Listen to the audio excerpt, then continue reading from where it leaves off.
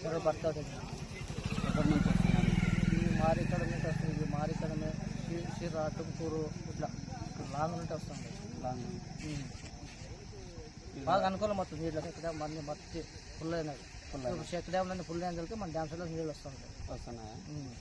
ఇక్కడ రాజధాని ఏరియాలో కానీ మా కళ్ళందరి మేరలో కానీ మొత్తం అంతా మనం బాగా పండుగ బాగా అనుకూలంగా ఉంటుంది. అనుకూలంగా ఉంటుంది.